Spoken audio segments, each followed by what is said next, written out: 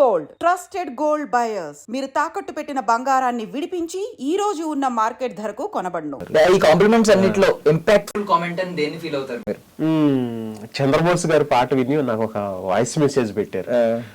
రాంబాబు చాలా బాగుంది, ఎందుకంటే ఆ పాటలో వాడిన పదాలు ఉన్నాయి, ఆ పదాలు పలుకుతుంటే వచ్చే శబ్దం ఉంది కదా, ఈ పాట అంతా ఆ శబ్ద విస్ఫోటనం లాగా ఉంది.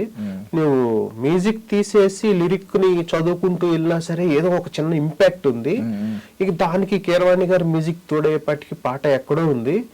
అసలు నీకు చాలా అంటే నీ కెరీర్ కి చాలా టర్నింగ్ అవుతుంది, ఈ పాట చాలా బాగా వచ్చింది, చాలా పవర్ఫుల్ గా ఉంది అని ఆయన వాయిస్ మెసేజ్ పెడితే ఆయన వాయిస్ మెసేజ్ వింటుంటేనే నాకు కళ్ళు చెమర్చాయి.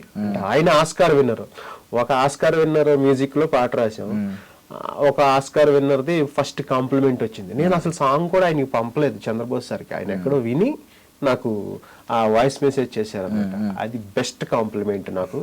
అలాగే కీరవాణి గారు మొన్న స్టేజ్ మీదే జ్యోతికృష్ణ గారితో అన్నారనమాట, నాకు మంచి రాంబాబు అనే లిరిసిస్ట్ ని పరిచయం చేసే జ్యోతి, థ్యాంక్స్ అన్నారు.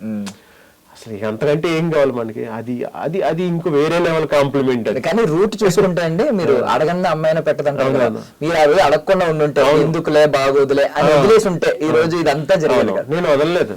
జ్యోతికృష్ణ సార్ మీకు సమ్మోహన్ అనే పెద్ద హిట్ సాంగ్ ఇచ్చాను సార్, నాకు ఇప్పుడు మీరు పెద్ద సినిమా చేస్తున్నారు, నాకు పార్టీ పోతే ఎలా సార్ అని చెప్పి నేను వెళ్ళి ఒక వీక్లీ వన్స్ అన్న ఆఫీస్కి వెళ్ళి ఆయనకి కనపడి సార్ చూడండి సార్ అనేవ్వండి. అలా అలా అలా సెట్ అయింది అంతా. అర్జున్ రెడ్డి ఎన్నో ఫిల్మ్ అండి? అర్జున్ రెడ్డి 10వ 12 అనుకుంటా. అప్పుడు అదే స్టార్టింగ్ మీరు 10 సినిమాల నుంచి ఒక 10 సినిమాలు అయిన తర్వాత నేను అనుకున్నంత బ్రేక్ రాలేదు అని వదిలేసిన అర్జున్ రెడ్డి వచ్చేది కాదు. అర్జున్ రెడ్డి తర్వాత ఐ మీన్ చాలా పెద్ద హిట్లు కాబట్టి అర్జున్ రెడ్డి చాలా పెద్ద బ్రేక్ త్రూ. అర్జున్ రెడ్డి తర్వాత నేను 100 సినిమాలు రాశాను. దాని ఇంపాక్ట్ గట్టిగా. తర్వాత పెద్ద హిట్ అంటే మళ్ళీ నాకు కాంతారా పడింది. కాంతారాకి అన్ని పాటలు రాశాను. కాంతారా తర్వాత ఇంకొక 50-60 సినిమాలు. మజిలీ సాంగ్స్ నాకు చాలా ఇష్టం. మజిలీ, ఇప్పుడు ఫస్ట్ ఉయ్యాల జంపాల, మజును, అప్పట్లో ఒకడు ఉండేవాడు, అర్జున్ రెడ్డి, మజిలీ, కౌశల్య కృష్ణమూర్తి, సినిమా బండి. కౌశల్య కృష్ణమూర్తి చాలా ట్రెండ్ అయింది. అవును, చాలా పెద్ద హిట్.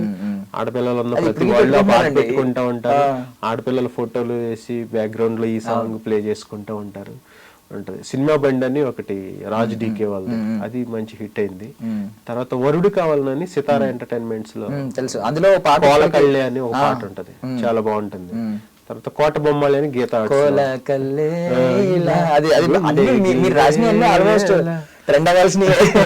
అది. కాకపోతే అవన్నీ ఒక ఎత్తు, అవన్నీ ఈ ఒక్క పాట ఒక ఎత్తు అనమాట. అంటే రాంబాబు ఇలాంటి పాట కూడా రాయగలడా అని నాకు చాలా మంది మెసేజ్ చేస్తున్నారు.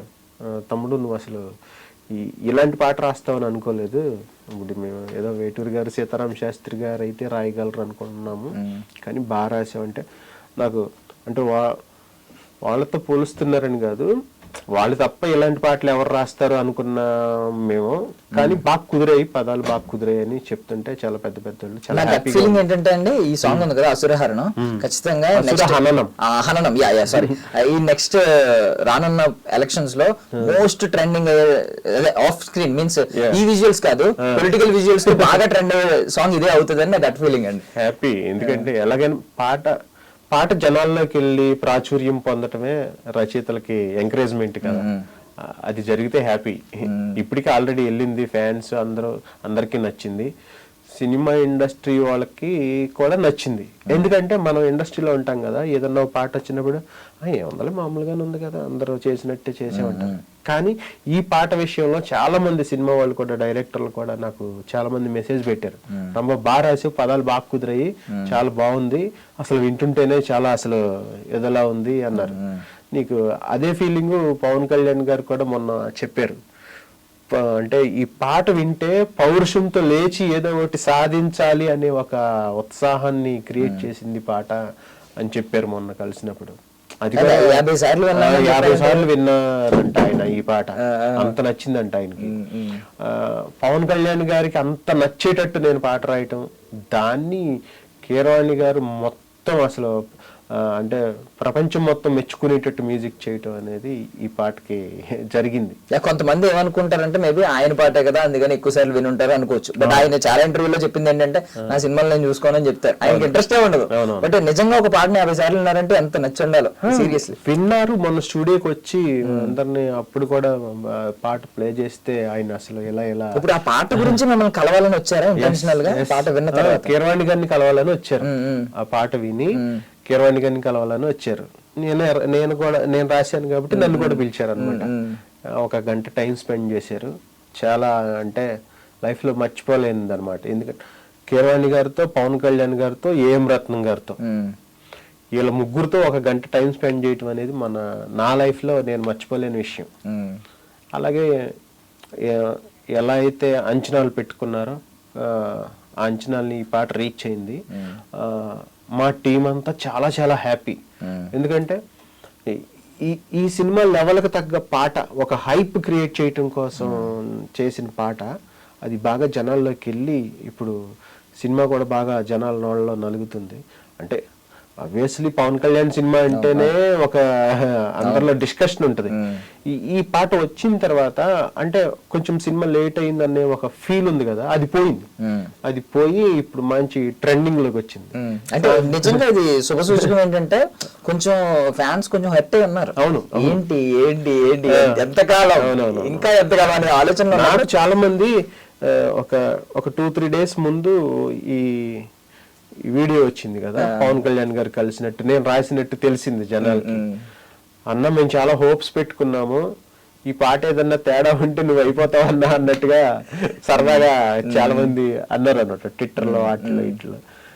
పాట రిలీజ్ అయిన తర్వాత అన్నా అసలు ఎన్నాళ్ళు ఎక్కడున్నావన్నా, ఏమైపోయావన్నా, అసలు ఏమి రాసేవన్నా, మా దేవుణ్ణి నిజంగానే దేవుళ్ళగా పోల్చి చూపించావన్నా, నువ్వు చాలా బాగా రాసేవన్నా, అసలు ఎన్నిసార్లు విన్నా సరే అలా స్లోగా స్టార్ట్ అయ్యి ఎండింగ్కి వచ్చేప్పటికి ఒక రేంజ్కి వెళ్ళిపోతుంది.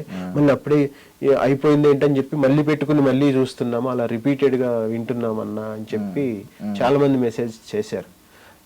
అంటే నేను ఎక్సైట్ అయ్యి చెప్పడం కాదు కానీ ఆ రెస్పాన్స్ అయితే అలా ఉంది. హ్యాపీ.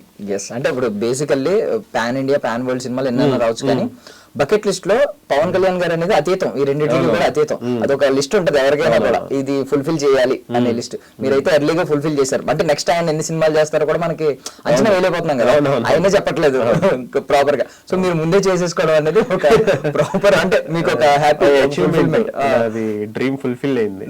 ఎందుకంటే కీరవాణి గారి మ్యూజిక్ లో రాయటం, పవన్ కళ్యాణ్ గారు హీరోగా ఉన్న సినిమాకి రాయటం, ఏఎం రత్నం గారి ప్రొడక్షన్ లో ఎంత భారీ సినిమాకి రాయటం, ఈ 3 కలిపి ఒకేసారి నాకు నెరవేరు. ఇప్పుడు ఇది 200th ఫిల్మ్ అండి. అవును, 200వ సినిమా. అంటే నార్మల్ గా కొన్ని సార్లు చాలా మందిని చూసి సక్సెస్ ఈజీగా వచ్చింది, త్వరగా వచ్చింది అనుకోవచ్చు. బట్ ఇది నాని గారు చెప్పినట్టు ఇటుక పేర్చి వచ్చిన సక్సెస్ కాబట్టి ఖచ్చితంగా దీని ఇంపాక్ట్ ఖచ్చితంగా రానున్న రోజుల్లో మీకు ఖచ్చితంగా ఉంటది. నాని గారు ఇటుక అంటే నాని గారే నా రెండో ఇటుక. ఉయ్యాల జంపాల తర్వాత మజును అయిందే కదా నాని గారు. అక్కడ నుంచి స్టార్ట్ అయింది జర్నీ. ఒక 10 years జర్నీ ఇది. అంటే ఒక పెద్ద హీరోకి, పెద్ద ప్రొడక్షన్ కి, పెద్ద మ్యూజిక్ డైరెక్టర్ కి పాట రాయటానికి నేను అంటే ఎన్నో దాటుకుని ఎన్నో సినిమాలు రాసి ఒక 10 సంవత్సరాల పోరాటంతో ఈ కళ నెరవేరింది అనమాట.